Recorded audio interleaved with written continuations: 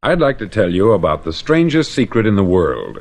Not long ago, Albert Schweitzer, the great doctor and Nobel Prize winner, was being interviewed in London, and a reporter asked him, "Doctor, what's wrong with men today?"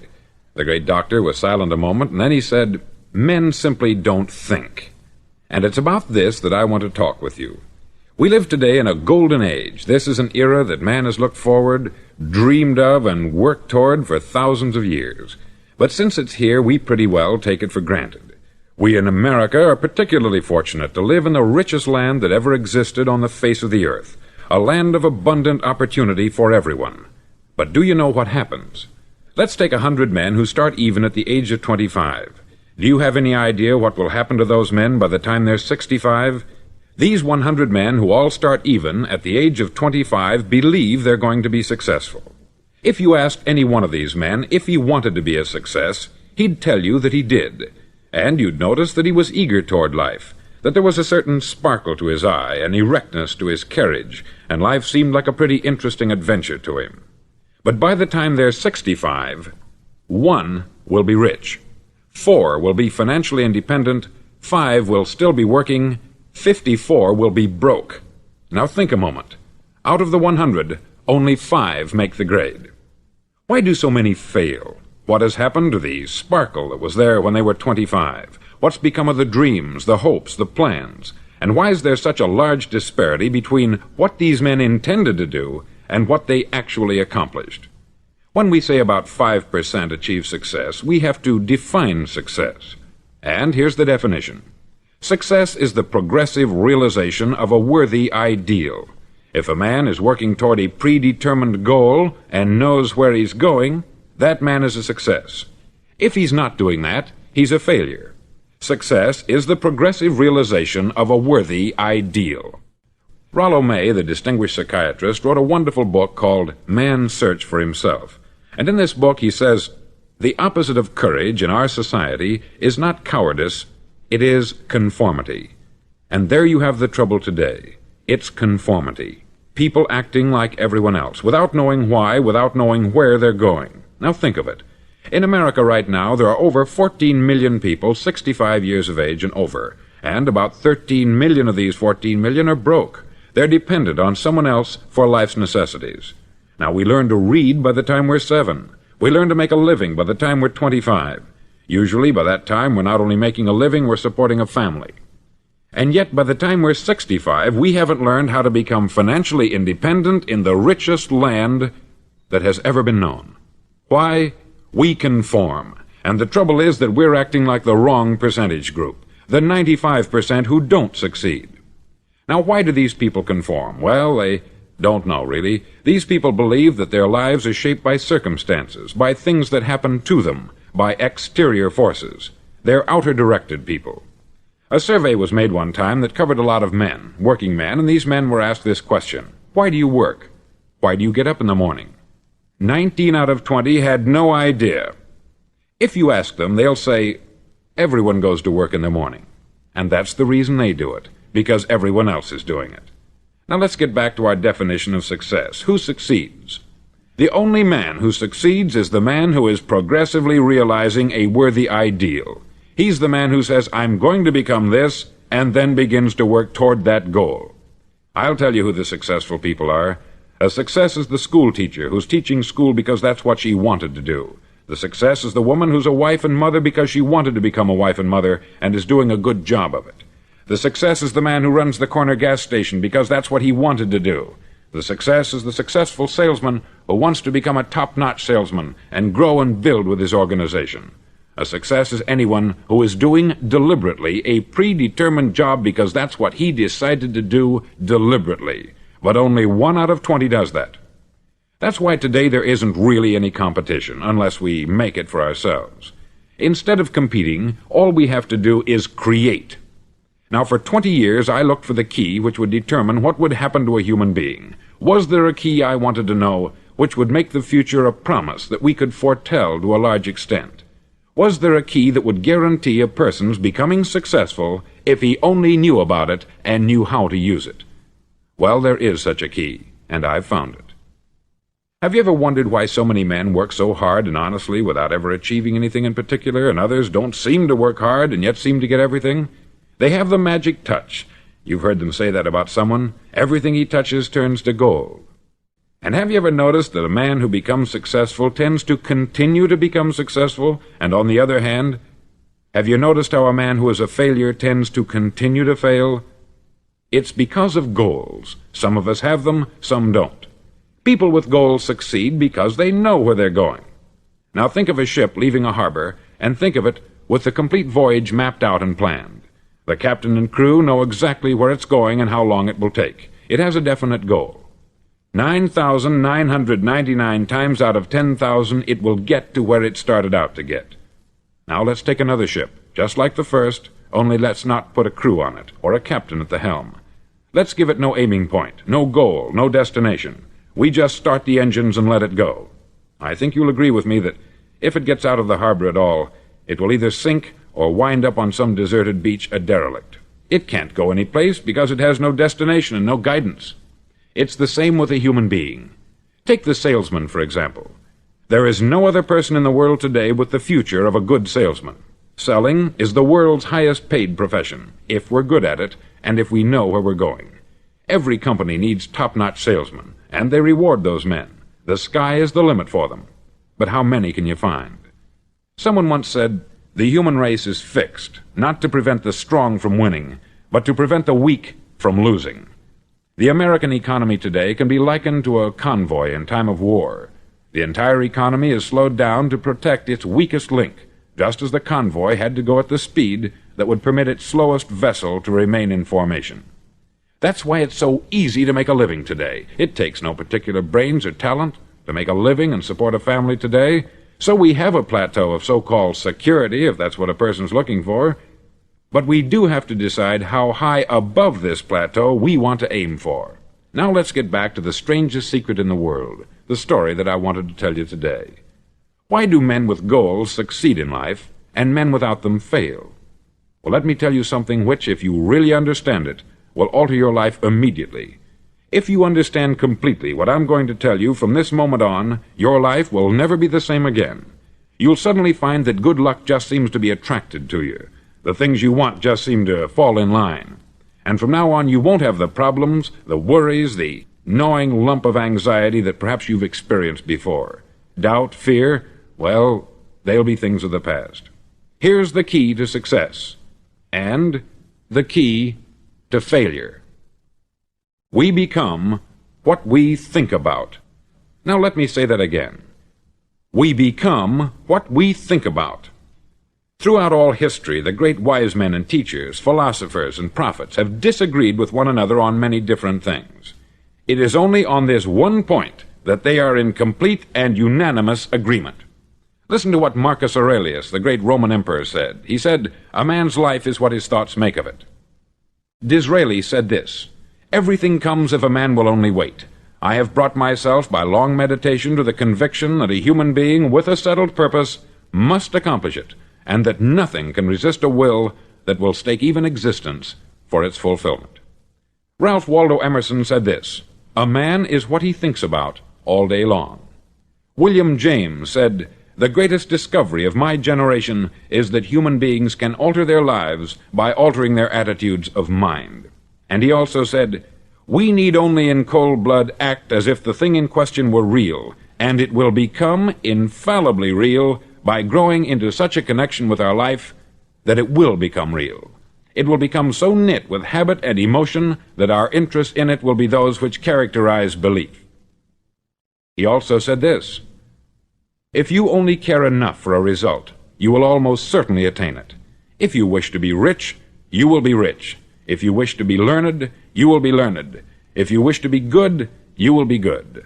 Only you must then really wish these things, and wish them exclusively, and not wish at the same time 100 other incompatible things just as strongly." In the Bible you read, in Mark 9:23, "If thou canst believe, all things are possible to him that believeth." Dr. Norman Vincent Peale said this, "This is one of the greatest laws in the universe. Fervently do I wish I had discovered it as a very young man. It dawned upon me much later in life, and I've found it to be one of the greatest, if not my greatest discovery, outside of my relationship to God. And the great law, briefly and simply stated, is that if you think in negative terms, you'll get negative results. If you think in positive terms, you will achieve positive results. That is the simple fact which is at the basis of an astonishing law of prosperity and success. In 3 words, believe and succeed. William Shakespeare put it this way: "Our doubts are traitors, and make us lose the good we oft might win, by fearing to attempt." George Bernard Shaw said, "People are always blaming their circumstances for what they are. I don't believe in circumstances. The people who get on in this world are the people who get up and look for the circumstances they want, and if they can't find them, make them."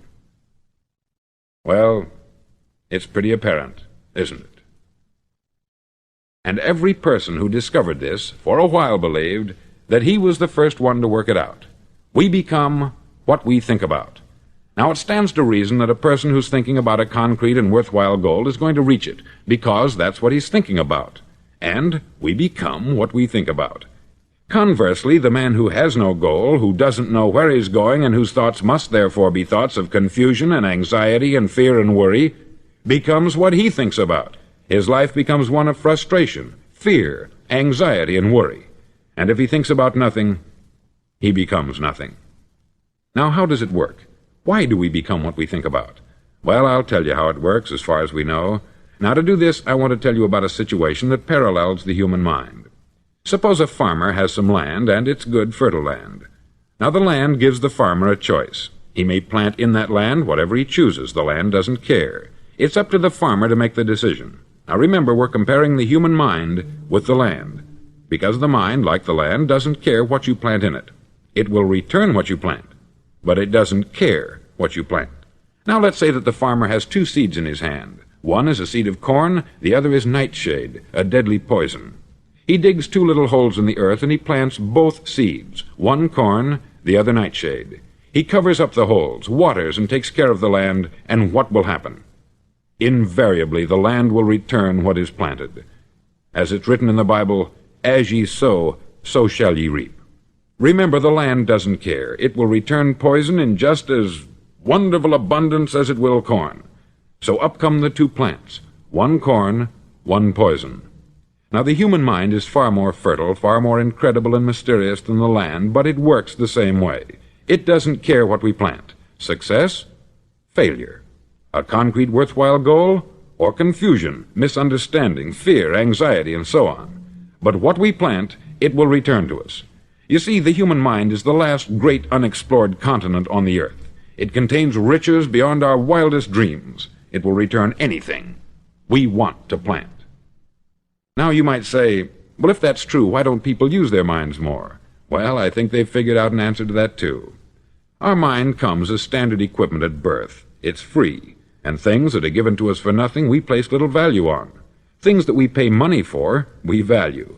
The paradox is that exactly the reverse is true. Everything that's really worthwhile in life came to us free. Our mind, our soul, our body, our hopes, our dreams, our ambitions, our intelligence, our love of family and children and friends. All these priceless possessions are free, but the things that cost us money are actually very cheap and can be replaced at any time. A good man can be completely wiped out and make another fortune. He can do that several times. Even if our home burns down, we can rebuild it, but the things we got for nothing, we can never replace. The human mind isn't used merely because we take it for granted. Familiarity breeds contempt. It can do any kind of job we assign to it, but generally speaking, we use it for little jobs instead of big important ones. Universities have proved that most of us are operating on about 10% of our abilities. Decide now, what is it you want? Plant your goal in your mind. It's the most important decision you'll ever make in your entire life. Do you want to be an outstanding salesman, a better worker at your particular job? Do you want to go places in your company, in your community? All you've got to do is plant that seed in your mind. Care for it. Work steadily toward your goal, and it will become a reality. It not only will, there's no way that it cannot. You see, that is a law, like the laws of Sir Isaac Newton, the laws of gravity. If you get on top of a building and jump off, you'll always go down. You'll never go up. And it's the same with all the other laws of nature. They always work. They're inflexible. Think about your goal in a relaxed, positive way. Picture yourself in your mind's eye as having already achieved this goal. See yourself doing the things you will be doing when you've reached your goal. Ours has been called the phenobarbital age, the age of ulcers and nervous breakdowns. At a time when medical research has raised us to a new plateau of good health and longevity, far too many of us worry ourselves into an early grave trying to cope with things in our own little personal ways, without learning a few great laws that will take care of everything for us. These things we bring on ourselves through our habitual way of thinking. Every one of us is the sum total of his own thoughts. He is where he is because that is exactly where he really wants to be, whether he'll admit that or not. Each of us must live off the fruit of his thoughts in the future, because what you think today and tomorrow, next month and next year, will mold your life and determine your future. You're guided by your mind. I remember one time I was driving through Arizona and I saw one of those giant earth-moving machines roaring along the road at about 35 miles an hour with what looked like 20 tons of dirt in it, a tremendous, incredible machine, and there was a little man perched way up on top with the wheel in his hands guiding it. And as I drove along, I was struck by the similarity of that machine to the human mind. Just suppose you're sitting at the controls of such a vast source of energy. Are you going to sit back and fold your arms and let it run itself into a ditch? Or are you going to keep both hands firmly on the wheel and control and direct this power to a specific, worthwhile purpose? It's up to you. You're in the driver's seat. You see, the very law that gives us success is a two-edged sword. We must control our thinking. The same rule that can lead a man to a life of success, wealth, happiness, and all the things he's ever dreamed of for himself and his family, that very same law can lead him into the gutter. It's all in how he uses it, for good or for bad. This is the strangest secret in the world. Now, why do I say it's strange, and why do I call it a secret? Actually, it isn't a secret at all. It was first promulgated by some of the earliest wise men, and it appears again and again throughout the Bible. But very few people have learned it, understand it. That's why it's strange, and why, for some equally strange reason, it virtually remains a secret. I believe that you could go out and walk down the main street of your town and ask one man after another what the secret of success is, and you probably wouldn't run into one man in a month who could tell you. Now, this information is enormously valuable to us, if we really understand it and apply it. It's valuable to us not only for our own lives, but the lives of those around us, our family, employees, associates, and friends. Life should be an exciting adventure. It should never be a bore. A man should live fully, be alive. He should be glad to get out of bed in the morning. He should be doing a job he likes to do because he does it well. One time I heard Grove Patterson make a speech, the editor-in-chief of the Toledo Daily Blade, and as he concluded his speech, he said something that I've never forgotten. He said something like this: "My years in the newspaper business have convinced me of several things, among them that people are basically good, and that we came from someplace, and we're going someplace. So we should make our time here an exciting adventure. The architect of the universe didn't build a stairway leading nowhere." And the greatest teacher of all, the carpenter from the plains of Galilee, gave us the secret time and time again. As ye believe, so shall it be done unto you. I've explained the strangest secret in the world and how it works. Now I want to explain how you can prove to yourself the enormous returns possible in your own life by putting this secret to a practical test. I want you to make a test that will last 30 days. Now, it isn't going to be easy. If you'll give it a good try, it will completely change your life for the better. Back in the 17th century, Sir Isaac Newton, the English mathematician and natural philosopher, gave us some natural laws of physics which apply as much to human beings as they do to the movement of bodies in the universe. Now, one of these laws is that for every action, there is an equal and opposite reaction. Simply stated, as it applies to you and me, it means we can achieve nothing without paying the price. The results of your 30-day experiment will be in direct proportion to the effort you put forth. To be a doctor, you must pay the price of long years of difficult study. to be successful in selling, and remember that each of us succeeds to the extent of his ability to sell, selling our families on our ideas, selling education in schools, selling our children on the advantages of living the good and honest life, selling our associates and employees on the importance of being exceptional people, to, of course, the profession of selling itself.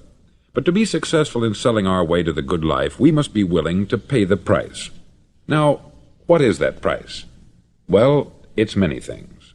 First, it's understanding emotionally, as well as intellectually, that we literally become what we think about, that we must control our thoughts if we're to control our lives. It's understanding fully that, as ye sow, so shall ye reap. Secondly, it's cutting away all the fetters from the mind and permitting it to soar as it was divinely designed to do. It's the realization that your limitations are self-imposed, and that the opportunities for you today are enormous beyond belief. It's rising above narrow-minded pettiness and prejudice. Thirdly, to use all your courage to force yourself to think positively on your own problem, to set a definite and clearly defined goal for yourself, to let your marvelous mind think about your goal from all possible angles, to let your imagination speculate freely upon many different possible solutions, to refuse to believe there are any circumstances sufficiently strong to defeat you in the accomplishment of your purpose, to act promptly and decisively when your course is clear, and to keep constantly aware of the fact that you are, at this moment, standing in the middle of your own acre of diamonds, as Russell Conwell used to point out. Fourth, save at least 10% of what you earn. It's also remembering that no matter what your present job, it has enormous possibilities if you're willing to pay the price. Now let's just go over the important points in the price each of us must pay to achieve the wonderful life that can be ours. It is, of course, worth any price. 1. You will become what you think about. 2. Remember the word imagination. Let your mind soar. 3. Courage. Concentrate on your goal every day. 4. Save 10% of what you earn. And action. Ideas are worthless unless we act on them. Now I'll try to outline the 30-day test I want you to make. Now keep in mind that you have nothing to lose by making this test, and everything you could possibly want to gain. There are two things that may be said of everyone. Each of us wants something, and each of us is afraid of something. I want you to write on a card what it is you want more than anything else. It may be more money. Perhaps you'd like to double your income or make a specific amount of money. It may be a beautiful home. It may be success at your job. It may be a particular position in life. It could be a more harmonious family. Each of us wants something. Write down on your card specifically what it is that you want. Make sure it's a single goal and clearly defined. You needn't show it to anyone, but carry it with you so that you can look at it several times a day. Think about it in a cheerful, relaxed, positive way each morning when you get up, and immediately you have something to work for, something to get out of bed for, something to live for. Look at it every chance you get during the day and just before going to bed at night. As you look at it, remember that you must become what you think about, and since you're thinking about your goal, you realize that soon it will be yours. In fact, it's yours really the moment you write it down and begin to think about it. Look at the abundance all around you as you go about your daily business. You have as much right to this abundance as any other living creature. It's yours for the asking. Now we come to the difficult part. Difficult because it means the formation of what is probably a brand new habit, and new habits are not easily formed. Once formed, however, it'll follow you for the rest of your life. Stop thinking about what it is you fear. Each time a fearful or negative thought comes into your consciousness, replace it with a mental picture of your positive and worthwhile goal. There will come times when you will feel like giving up. It's easier for a human being to think negatively than positively. That's why only 5% is successful. You must begin now to place yourself in that group. For 30 days you must take control of your mind. It will think only about what you permit it to think. Each day for this 30-day test, do more than you have to do. In addition to maintaining a cheerful, positive outlook, give of yourself more than you've ever done before. Do this knowing that your returns in life must be in direct proportion to what you give. The moment you decide on a goal to work toward, you're immediately a successful person. You're then in that rare and successful category of people who know where they're going. Out of every 100 people, you belong to the top 5. Don't concern yourself too much with how you're going to achieve your goal. Leave that completely to a power greater than yourself. All you have to do is know where you're going. The answers will come to you of their own accord. Remember these words from the Sermon on the Mount, and remember them well. Keep them constantly before you this month of your test. Ask, and it shall be given you. Seek, and ye shall find. Knock, and it shall be opened unto you. For every one that asketh receiveth, and he that seeketh findeth, and to him that knocketh it shall be opened. It's as marvelous and as simple as that. In fact, it's so simple that in our seemingly complicated world it's difficult for an adult to understand that all he needs is a purpose and faith. For 30 days, do your best. If you're a salesman, go at it as you've never done before, not in hectic fashion, but with the calm, cheerful assurance that time well spent will give you the abundance in return you deserve and want. No matter what your job, do it as you've never done it before for 30 days. And if you've kept your goal before you every day, you'll wonder and marvel at this new life you've found. Dorothea Brand, outstanding editor and writer, discovered it for herself and tells about it in her fine book, Wake Up and Live. Her entire philosophy is reduced to the words, act as though it were impossible to fail. She made her own test with sincerity and faith, and her entire life was changed to one of overwhelming success. Now you make your test for 30 full days. Don't start your test until you've made up your mind to stick with it. You see, by being persistent, you're demonstrating faith. Persistence is simply another word for faith. If you didn't have faith, you would never persist. If you should fail during your first 30 days, by that I mean suddenly find yourself overwhelmed by negative thoughts, you've got to start over again from that point and go 30 more days. Gradually your new habit will form until you find yourself one of that wonderful minority to whom virtually nothing is impossible. Don't forget the card. It's vitally important as you begin this new way of living. On one side of the card, write your goal, whatever it may be. On the other side, write the words we've quoted from the Sermon on the Mount. Ask, and it shall be given you. Seek, and ye shall find. Knock, and it shall be opened unto you. Nothing great was ever accomplished without inspiration. See that during these crucial first 30 days, your own inspiration is kept at a peak. Above all, don't worry.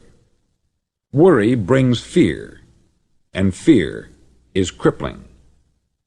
The only thing that can cause you to worry during your test is trying to do it all yourself. Know that all you have to do is hold your goal before you. Everything else will take care of itself. Remember also to keep calm and cheerful. Don't let petty things annoy you and get you off course. Now, since making this test is difficult, some may say, well, why should I bother? Well, look at the alternative. No one wants to be a failure. No one really wants to be a mediocre individual. No one wants a life constantly filled with worry, fear, and frustration. Therefore, remember that you must reap that which you sow. If you sow negative thoughts, your life will be filled with negative things. If you sow positive thoughts, your life will be cheerful, successful, and positive. Now, gradually, you will have a tendency to forget what you've heard on this record. Play it often. Keep reminding yourself of what you must do to form this new habit. Gather your whole family about and listen to what's been said here at regular intervals. You know, most men will tell you that they want to make money without understanding the law. The only people who make money work in the mint. The rest of us must earn money. This is what causes those who keep looking for something for nothing or a free ride to fail in life. The only way to earn money is by providing people with services or products which are needed and useful. We exchange our product or service for the other man's money. Therefore, the law is that our financial return will be in direct proportion to our service. Success is not the result of making money. Making money is the result of success, and success is in direct proportion to our service. Most people have this law backwards. They believe that you're successful if you earn a lot of money. The truth is that you can only earn money after you're successful. It's like the story of the man who sat in front of the stove and said to it, "Give me heat, and then I'll add the wood." How many men and women do you know, or do you suppose there are today, who take the same attitude toward life? There are millions. We've got to put the fuel in before we can expect heat. Likewise, we've got to be of service first before we can expect money. Don't concern yourself with the money. Be of service. Build, work, dream, create. Do this, and you'll find there's no limit to the prosperity and abundance that will come to you. Prosperity is founded upon a law of mutual exchange. Any person who contributes to prosperity must prosper in turn himself. Sometimes the return will not come from those you serve, but it must come to you from someplace, for that is the law. For every action, there is an equal and opposite reaction. As you go daily through your 30-day test period, remember that your success will always be measured by the quality and quantity of service you render, and money is a yardstick for measuring this service. No man can get rich himself unless he enriches others. There are no exceptions to a law. You can drive down any street in America and from your car estimate the service that's being rendered by the people living on that street. Had you ever thought of this yardstick before? It's interesting. Some, like ministers and priests and other devoted people, measure their returns in the realm of the spiritual, but again, their returns are equal to their service. Once this law is fully understood, any thinking person can tell his own fortune. If he wants more, he must be of more service to those from whom he receives his return. If he wants less, he has only to reduce this service. This is the price you must pay for what you want. If you believe you can enrich yourself by deluding others, you can only end by deluding yourself. It may take some time, but just as surely as you breathe, you'll get back what you put out. Don't ever make the mistake of thinking you can avert this. It's impossible. The prisons and the streets where the lonely walk are filled with people who tried to make new laws just for themselves. We may avoid the laws of man, but there are greater laws that cannot be broken. An outstanding medical doctor recently pointed out 6 steps that will help you realize success. 1. Set yourself a definite goal. 2. Quit running yourself down. 3. Stop thinking of all the reasons why you cannot be successful, and instead think of all the reasons why you can. 4. Trace your attitudes back through your childhood and try to discover where you first got the idea you couldn't be a success, if that's the way you've been thinking. 5. Change the image you have of yourself by writing out a description of the person you would like to be. And 6. Act the part of the successful person you have decided to become. The doctor who wrote those words is a noted West Coast psychiatrist, David Harold Fink, M.D. Do what all experts since the dawn of recorded history have told you you must do.